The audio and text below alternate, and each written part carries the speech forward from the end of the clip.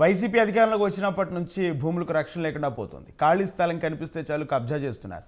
అధికారాన్ని అడ్డుపెట్టుకుని దేవుడికే షటకోపం పెడుతున్న వైసీపీ నాయకుల భూభాగతులపై ప్రైమ్ లైన్ స్పెషల్ స్టోరీ.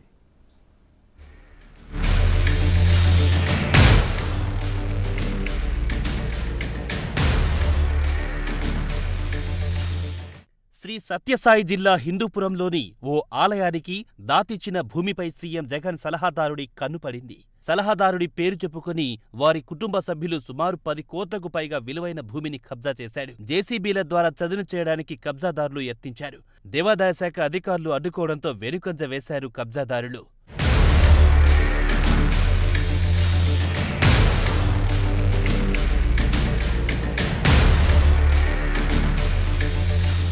హిందూపురానికి చెందిన డాక్టర్ నానెప్పకు సంతానం లేకపోవడంతో తన చెల్లెలి కుమారులైన లోచర్ల గంగాధర శాస్త్రి, లోచర్ల చెన్నరాయ శాస్త్రిల పేరుతో ట్రస్టు ఏర్పాటు చేశారు. 130 సంవత్సరాల కింద స్థానిక సత్యనారాయణపేటలోని సర్వే నెంబర్ 29/M7లో ఉన్న 0.71 ఎకరాలు, సర్వే నెంబర్ 30/Mలో ఉన్న 1.79 ఎకరాలు, మొత్తం 2.50 ఎకరాల భూమిని లేపాక్షి రోడ్లో ప్రసిద్ధి చెందిన అనంత పద్మనాభస్వామి దేవాలయం నిర్వహణ కోసం విరాళంగా ఇచ్చారు.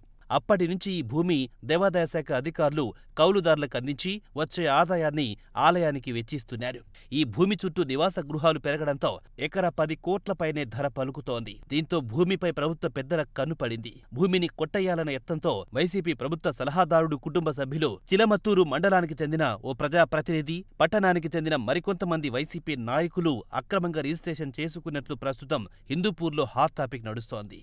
ఆలయ భూములకు రక్షణ కల్పించాలని ఈవో నాగేంద్రుడు స్థానిక 2 టౌన్ పోలీస్ స్టేషన్, తహసీల్దార్ కార్యాలయంలో ఫిర్యాదు చేశాడు.